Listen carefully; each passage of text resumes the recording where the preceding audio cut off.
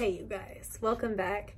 So it's been a while since I've sat down and done a talking video, and there's some things we need to catch up on, so let's go ahead and talk about it. So first of all, a lot of you probably noticed that I went from uploading twice a week down to once a week to when I get a video up, basically. So I wanted to talk about why that is. Originally with the product of the week, I kind of knew I was going to hit a plateau on that eventually I was going to run out of stuff to try out every week. So I wanted to kind of switch that to like when I have something really good that I want to talk about. And I do have a couple things right now lined up that I'm going to, when a video is already made, I just got to put it together and edit it. And I've got another one that I'll be filming really soon. So I do have some products that are coming out in the weekly videos. I do plan on continuing on Mondays, but the reason I've been gone, there's not really any easy way to say. My Nana passed away last Wednesday. She was somebody that I was really close to. My grandma on the other side, she was like essentially my mom. She passed away about 5 years ago. So this was my other Nana. And she had breast cancer and it spread. She didn't know about it until it already spread to her lungs and her lymph nodes. So they knew she didn't want to go through chemo. Her brother had gone through chemo and apparently it was like he was very sick the whole time, and it's just something she didn't want to do. She was at peace with where she was in her life. She would have been 77. She died the day before her birthday, so she would have been 77. Yeah, she was happy with where she was. And at the very end, she was suffering a lot. So, death is weird. And that's one of the things I wanted to talk about, because there's a lot of things I've learned, because I've had 3 major deaths that I've gone through, and I've learned throughout each death, like, a little thing from each death, I guess. The weird thing is that they get to a certain point where they're just so miserable that you want them to go. And then it's weird because you're like, I don't want them to die. Like, I don't want them to not be here, but you don't want them to suffer. So it's a really tough thing to go through. I had been uploading daily on Instagram for probably at least 5 years, and I have taken a break from that, and I'd taken a break from YouTube, and that was just simply because I couldn't find it in me to talk about grooming, to be honest. I'm still working. I've worked through the entire thing because I found that the actual grooming itself was very therapeutic, because, you know, I'm obviously at a point that's like second nature, autopilot almost, and it was really nice to just be able to just focus on the task at hand, just getting the dogs really nice and clean and smelling good, and their haircuts. I've been really nitpicky on my haircuts and enjoying that, and it's been really therapeutic to just, you know, listen to whatever I want to listen to. I'm always changing up what I'm listening to at work. If you guys want me to do a video on like what I do to keep myself occupied while I'm working alone in the van, let me know. I can definitely give you guys some ideas if you're somebody that's freshly going into mobile, or maybe somebody that's been in mobile that wants more ideas or whatever. I literally do it all, whatever fits that day. So anyway, the reason, like I said, I just couldn't talk about grooming. The last couple days that I posted, you know, got people like, what shampoo do you use? What's your belly band? What's this? What's that? And it was hard to just not message back and just be like, it doesn't matter. Because that's what, for me, every death I've gone through, it makes everything else in the world seem so insignificant. Like, it's like, who gives a shit about shampoo when you lose, like, one of your favorite people? You know what I mean? But I found myself, I was like, you know, that's not fair to you guys trying to message me and ask me a simple question, and then I'm in a bad mood, and I'm like, fuck off, basically. Like, I noticed I was getting really short with people because none of that really mattered to me. All that mattered to me was that I was losing somebody that was really important to my life. So, what I wanted to talk about was that each death is very different. And I think you really have to check in with yourself. Cause you know, if you are like at a spot where you're like beside yourself and you're just like crying and whatever 24/7, then maybe you need to take that time off of work. Or like me, I didn't want to just sit at home and be in my thoughts, so I chose to work.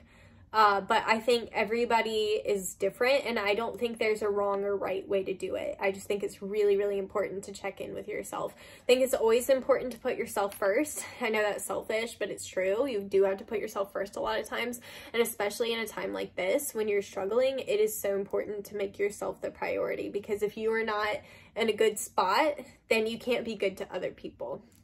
So I just kind of drew back, took this time to myself, and it's really got me thinking about what I want to do in the future with all of this, with all the social media aspect. Because as far as my business goes, I'm really happy with where it is. I get a lot of people, oh, you got to buy a second truck. Oh, you got to do this, you got to do that.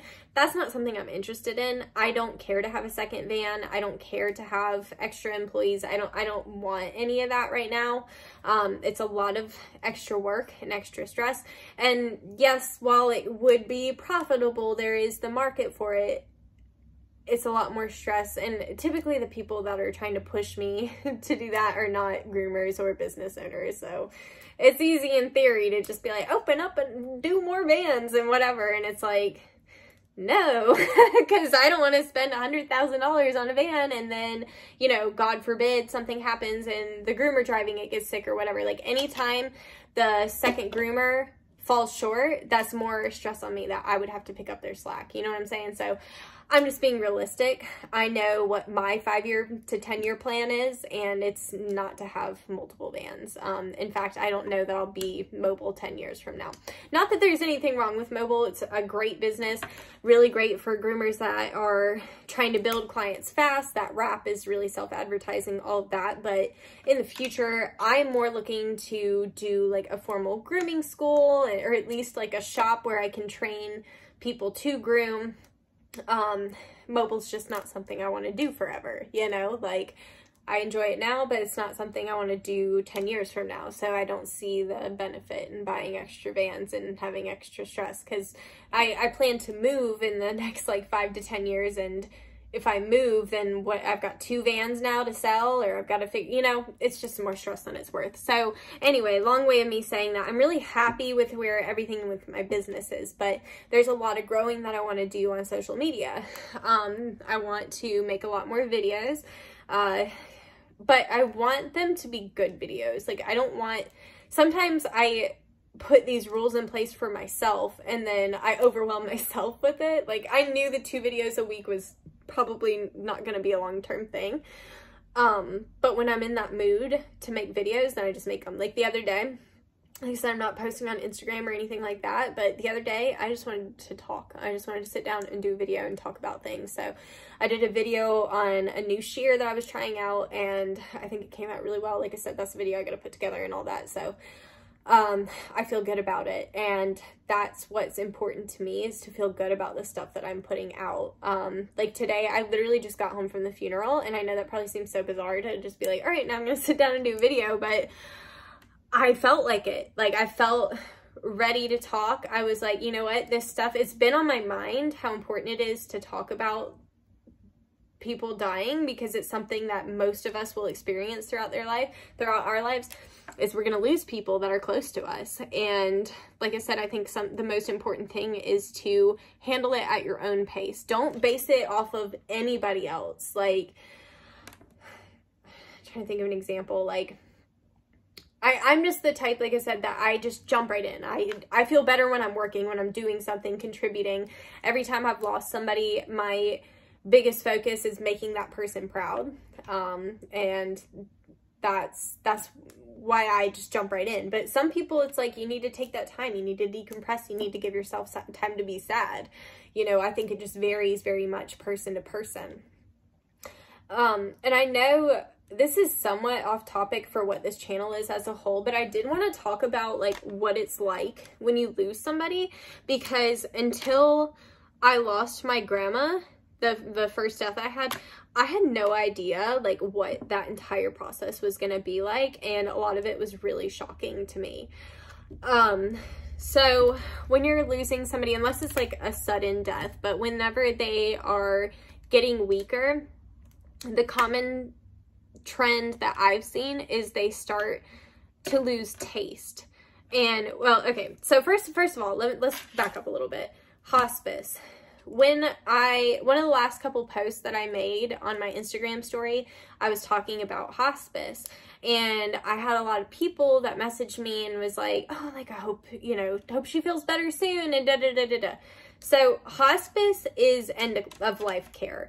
They don't put people on hospice that are going to get better. So if you have a family member or friend or whoever that says, you know, so-and-so went into hospice, that's the end of life care. When they go into hospice, typically it's all about keeping them comfortable. So like my Nana at the end, she was on a pain medication and an anxiety medication, which is really common because obviously it's probably pretty stressful knowing that the end of your time is coming. So anyway, that was one thing I wanted to say specifically, just, you know, for everyone's reference. And, you know, if it happens to you, if it happens to somebody you know, because I think that's something, like, you don't want, when you're trying to comfort somebody, to say something that makes it worse, you know, and it's hard, you know, as somebody that's going through it, and then somebody sends you a message like that, like, I hope they get better, and you're like, that's not gonna happen, you know, so it's like, that's the first thing to take into consideration. So when they're on hospice and they start getting closer to the end of days,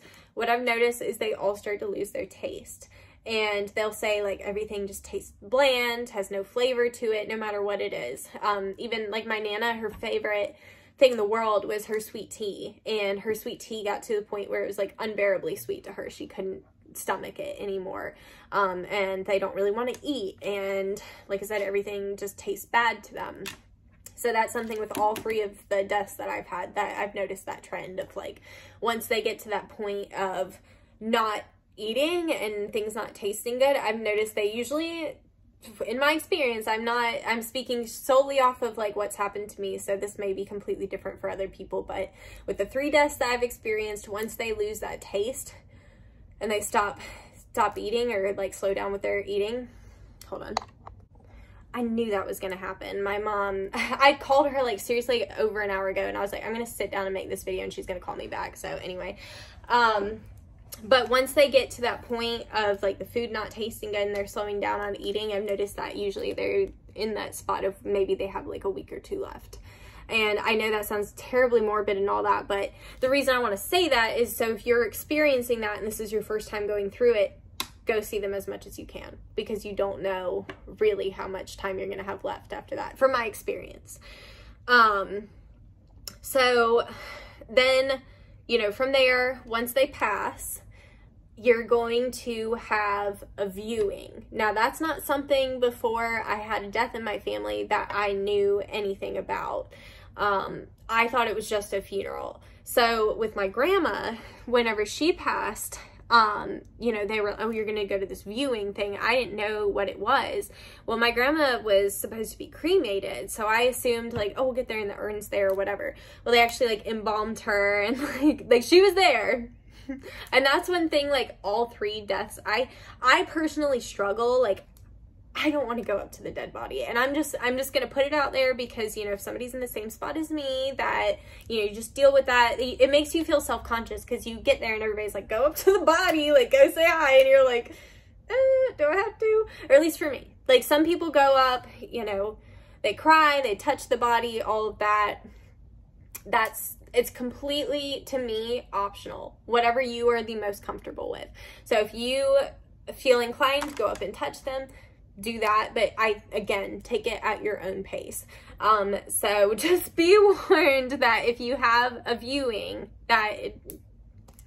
apparently that means the body's gonna be there. So just keep that in mind, because that was something that, especially with my grandma, like I was so uncomfortable with. And then literally I walked in the room and like my mom grabbed my hand and like drug me up there, and she's like crying over her. It was so like traumatic for me at the time, because, and like with my grandma in particular, she she'd gained a lot of weight towards the end because they had her on a steroid. And she was very self-conscious about how she looked. So I was overly upset that I was like, she didn't want me to see her like this. And then now you're like dragging me against my will up to see her. It was very overwhelming. So like, you know, by the third time that I went, I kind of knew. Even the other day I went to the viewing, they were like, oh, you want to go see her? I said, she looks nice. Like, and to me, that's okay. I think that you just need to do it at your pace. Like I said, there was a lot of other people there that went up and like held her hand and all that. Great. That's great for you. If that's what you're comfortable with, that's what you should do. But if you're not, I think that's fine too. So there's like that pressure of like, like, what do you do at the viewing? I think by just my strict this is my opinion fully, and if you are totally into the viewings, like you've been to one and that was like your gig, I don't mean to offend you at all, but to me, I could skip the viewing. I literally told my sister, I was like, don't do that shit for me, like don't like have me laid up at the front, like it's so weird. I just don't, it's weird seeing a dead body, like especially just like somebody that you know. Oh my god, so awkward. I don't know, it's a weird thing. So you go to the viewing and then the funeral usually follows pretty close after. It's been different with each of my family members. All three of them have been cremated. So I haven't done the whole thing of like, you know, where you follow in the line behind the hearse and then they take them to the cemetery to bury them. I haven't experienced that, so I can't speak on that, but with the cremated, everyone's different. This one was very weird to me. Like, obviously I wasn't involved in planning the funeral. It was all my papa and my nana's kids, my aunt and my uncle. And my stepdad was her son. He passed away a few years ago. That's why like my dad or whatever wasn't there. But anyway, so her kids and her husband planned it, and they planned it like really, really fast. So actually today, she wasn't able to be cremated yet. So like they had a box up front, like that was supposed to be like her urn, but she like wasn't in there because they weren't able to cremate her yet, because they were like bam, bam, bam with this funeral. Like literally she died Wednesday, the viewing was Friday, and then the memorial service was today. So anyway, it was definitely like I can't say yet whether I think that was better or worse. Part of me is like so relieved that like all of that part is over with. But I will say that the hardest part is always afterwards. Like, because whenever everything first happens and you're planning the funeral and you're dealing with all that stuff and rearranging your work schedule and all those things, you're so in like go, go, go, go, go, that you don't get that second until it's all over. And then you're like, at least for me, I'm like, holy shit. Like, it's still like, and that's the thing about somebody dying is like, it's not just like, it gets easier. No. I don't mean that in like a negative way, but like, you get used to it in a sense, but you still have these moments that like, you walk into a store and hear a song that you and that person used to love, or you see something like, oh, one day, like, oh my god, let me not cry think about this, but like, one day I went into Target and there's like this older lady and her granddaughter, and it just, they were shopping together, and it just reminded me so much of like me and my grandma, because like we used to do that every day after school. We'd go to like the grocery store and whatever, sorry. But yeah, so it's just stuff like that you'll be like completely fine, and then one day like you see something and you're like, oh my god, it just like brings it all right back, you know. And that's the grandma that died like 5 years ago, but obviously it's still, that's what I'm saying, is like, people try to make you feel better and they're just like, oh, like it's gonna get easier. I'm not here to like tell you bullshit, basically. Like, I want you to understand that it's not that you're gonna suffer forever, but like, it's okay if, you know, your grandma's been gone 5 years and you remember a story that makes you cry. You know what I mean? Like, I think that's more the reality of what it's like. I don't think it's just something that you just wake up and you're like, oh, I'm over it. Like, no, that never fucking happens. It never happens. You're always going to have those moments where it comes back, you know? So, I think it's important, like I said, to just take it at your own pace. And yeah, sorry. I didn't think that would be the thing that made me start crying, but like, oh my God, I miss her so much. Like, that was my person. Like, my mom had me when she was really young, and she wasn't ready to have a kid, and I lived with my grandparents, and my grandma was like my mom, and it was just so hard when I lost her. I mean, it's hard too with my Nana, because she was my stepdad's mom, and she was always just like so loving towards me. Like, I was never like truly, like, I was her family by marriage, but she never acted that way. Like, she always treated me just like her family, you know? So anyway, she was really a special person. So it's just unreal, you guys. So like I said, the funeral and everything, that's one thing, but like the moving on after, like that first Christmas, your first birthday, like I don't remember where I heard this, but after my grandma died, I heard about the year of firsts. That's a thing. Like, that's the hardest part, is the year of first. Like, that first, honestly, it took probably about 2 to 3 Christmases to get like a new sense of normal, because like my grandma, she was like really like what made the holidays so special. And when she was gone, it was just, you know, my grandpa had never really had to cook before, so he didn't know how to like make all these like crazy dishes that my grandma was always making, all of that. So anyway, relearning all that, and he kind of, you know, just figured out, like, he orders food now, which is fine. You don't want my grandpa cooking for you, bless him, I love him, but burnt is cooked in his opinion. So, you know, it's just that stuff. Like, you go through, like, you know, the first time you walk into their house and they're not there, like, you know, the house I grew up in that my grandma died in, we sold last year, and like those kind of things. Like, God, going to that house the last time, that, oh, it hurt so bad, you know. Those are the things that, they suck. So yeah, I just want to be real, because like when I went into the first death, I didn't know what to do at all, and nobody around me had ever had anybody die. So like, you know, and this is another thing, is like, leading up to the funeral and everything, everybody's there for you. Like, all these people like come out of the woodworks that you haven't talked to in like 10 years that are just like, oh my God, I'm here for you, and da-da-da, if you need anything. That's the famous, if you need anything. But then like wait like a week after the funeral, and like it's crickets. Like, where is everybody? And that's when it hits you. Like I said, when everything slows down and you like take that second. Like, I was at work the other day and I was like, I don't have any grandmas anymore. Like, all my grandmas are dead, and like, I just can't believe that, you know. And it's like, that's the shit that hits you like a fucking brick wall, you know. You're just like, oh my God.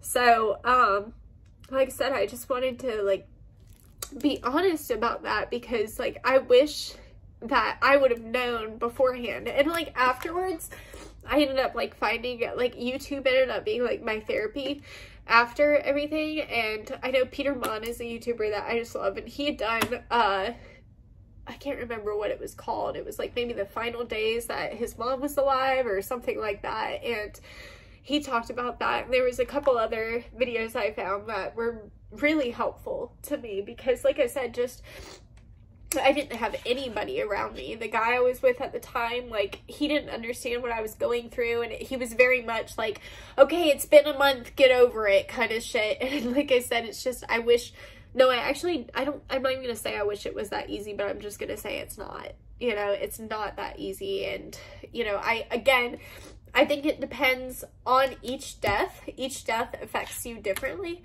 and you know, each death you feel different. Like, when my grandpa called and said that my grandma died, I was beside myself. Like, literally I cried so hard that day that I just didn't want to cry anymore. But then when my Nana died, I had this like sense of relief. Like, my first thought was like, good, because like the last couple times I saw her, it was miserable. So like, knowing she wasn't like that anymore was like a relief. So, you know, each one you're gonna feel a little bit different. So that's why I think it's so important to just check in with yourself and see what you need in that moment. So like, after I left the funeral, I went back and forth. I was like, I kind of want a Red Bull, but like, I don't know. But then I was like, no, you're gonna go get a Red Bull because that's what you want right now. So you need to go get that Red Bull because that's what you need in this moment. Like, that's gonna make you happy. It's gonna make you not feel better, but a little bit. Like, it gives you that little bit of, like, what, dopamine or whatever, you know, just that little thing. So do those little things for yourself. If you want, like, a little coffee or, you know, whatever, even if just a little cheap thing, like Red Bulls are $4 for 2 cans, you know what I mean? Just like that little thing to make yourself feel better.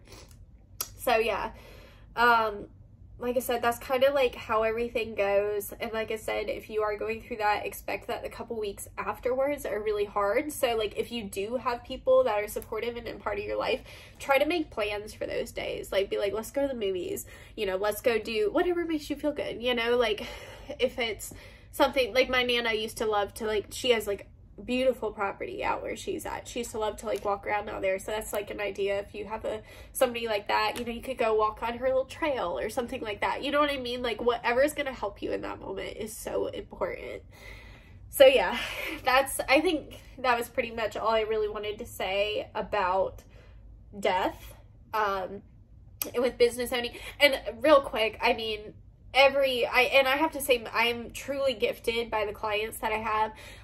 Everybody was so understanding. Nobody gave me any sort of hard time at all. Like, my clients I posted on my story after she died, everybody was so sweet and supportive. So I didn't have any trouble at all rescheduling people. Basically, she died Wednesday. Thursday I was working, and after all my clients had confirmed for the day, I got a text that the viewing was Friday. So I ended up working in the morning, and then I took the afternoon off, and I just had to move a couple of dogs. And I chose to do that, by the way, because I didn't want the stress of coming back to work this week and having like a shitload of dogs. Like, I could have rescheduled the week if I wanted, but I knew that would just mean more work later, which I didn't want. And like I said, I found the grooming to be very therapeutic. So it was really nice for me to decompress. In fact, I feel like I'd been getting really burnt out, to be honest with you, on just like everything, like on grooming, on business owning, on YouTube, everything. I was just like so like just like on empty with all of that. And I think all of this happening has really shown me like how much I really do love grooming. Like, I was sitting there the other day just like doing a bath on a short-haired dog, and I was like, this is so relaxing. Like, I really enjoy this. And it made me realize like how truly lucky I am to have a job like that, because I've worked jobs where I just couldn't have gone to work at some of the places that I've worked. There's no way I could have worked this past week at some of those jobs, but the job I have, I'm very, very fortunate to be in the spot that I am, that I can go to work and feel relaxed. That's my Zen zone. That's really amazing. That's really lucky.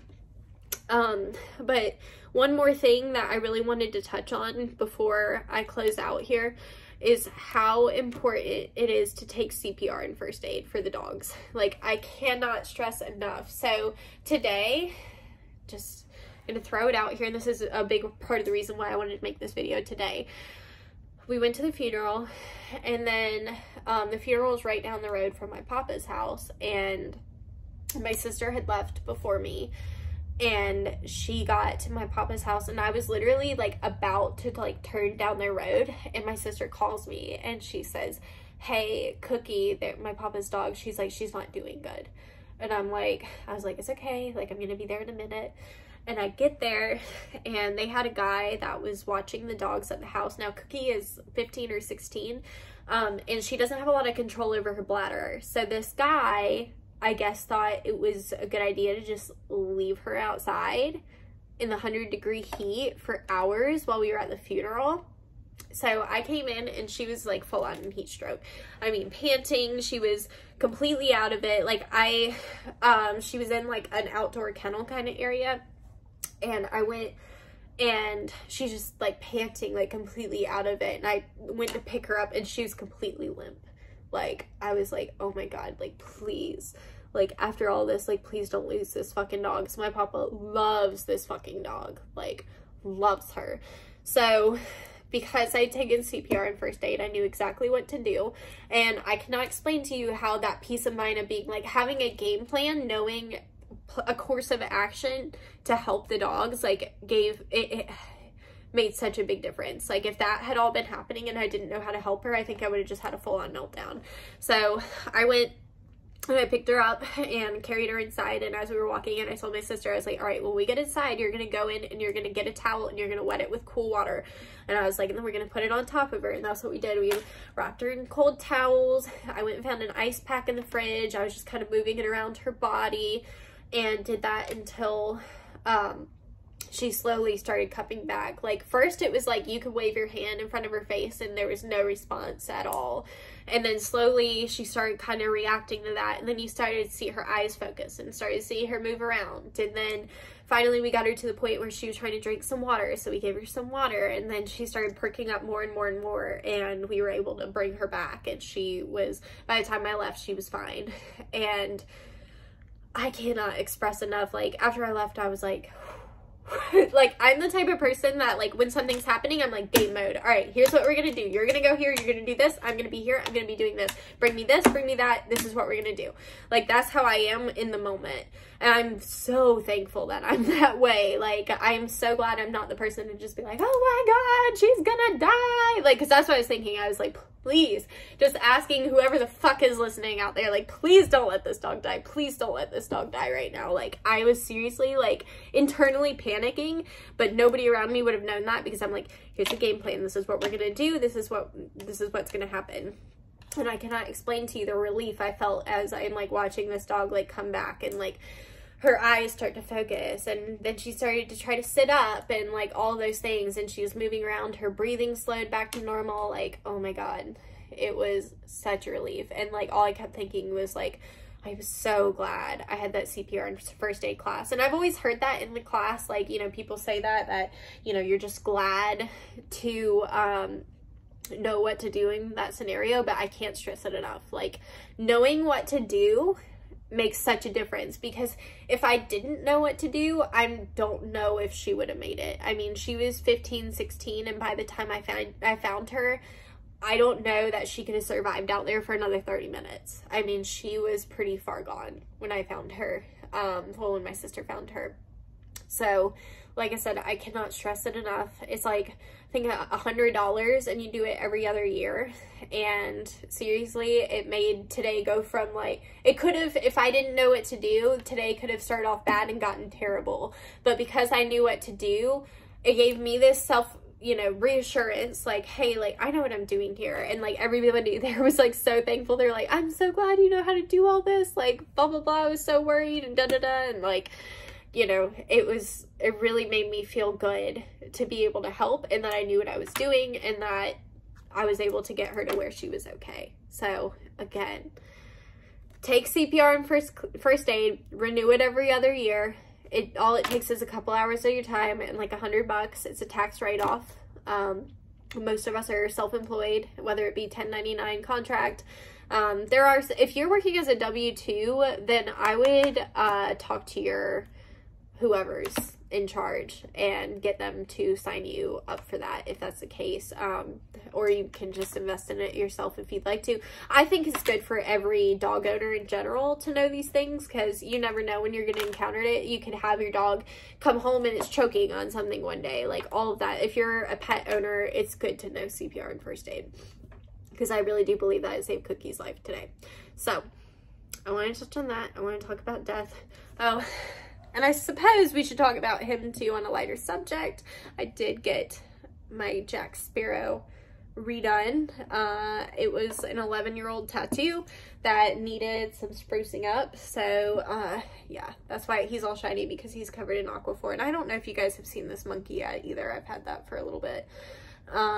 So yeah, if anybody's noticed that, that is different now, and I haven't shown him anywhere yet. So I don't think anybody's seen that.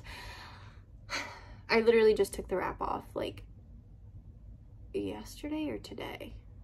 I think it was yesterday. Yeah, because I was working. Right? Yeah, I don't know. The days of this week are just a blur. So anyway, thank you guys for listening. I hope this video helps somebody. Because like I said, I feel like it's so important to be real about this, because, you know, not everybody has good people around them. And like, I do. Like, I don't ever want to come off like I don't have good people around me, but like, right now, for example, like everybody that's close to me is also dealing with the same death, you know, and that's the same thing that happened with the last 2 deaths is like, yeah, like, you know, after they happened, I had like my mom and my sisters and everything, but they were more, my mom especially, these kind of things are like really, really hard on her. And I'm the type that if somebody else is suffering, I'm like, I'm fine. It's cool. Like, I'm good, you know, whatever. At my grandma's funeral, I didn't cry the whole time because I was so in a mode of like, I have to take care of things, you know? So anyway, through those deaths, I really needed somebody to be there for me, and I didn't have anybody. And I really relied on YouTube, and there was a lot of people that, you know, I've never met before, that I've never talked to, that made YouTube videos that really, really helped me. So I wanted to be able to do that for you guys too. So anyway, I hope you found this video helpful. If not, I hope that at least it kind of explained to you where I've been and why I haven't been putting up as many videos. I also kind of wanted to explain that going forward, that my videos may be a little bit different because I want to put a new spin on them. I have things in my head I want to try, and I plan on continuing to go forward and make all of this into the best thing that it's capable of being. So thank you guys, especially everybody that follows me on Instagram that has sent me like super sweet messages. You guys on YouTube just had no idea what was going on, so I didn't expect anything from YouTube, but I did want to say to the people on Instagram that messaged me, thank you so much. I know I didn't message a lot of people back. I was just in a point that I really didn't want to talk to anybody, and it's not personal. I really, like, I feel so awful saying that because I'm like, there's people that were like trying to talk to me, and after, like I just said, like, nobody was there for me for these past deaths, and then this one, like, people were trying to be there for me, and I was just like, I can't. But I am that type of person that, like, when something's going on, I'm like, get away from me, I need a second, I gotta take care of this by myself. Like, that's just the type of person that I am. So I do want to say thank you to everybody that reached out, and thank you to you guys for watching and for being patient with me when I wasn't uploading. So anyway, I love you guys so much. Thank you again for everything. And look forward to more videos coming soon because I'm going to try to get back on schedule now. So anyway, I love you guys so much. Thank you, and I will see you in the next one. Bye.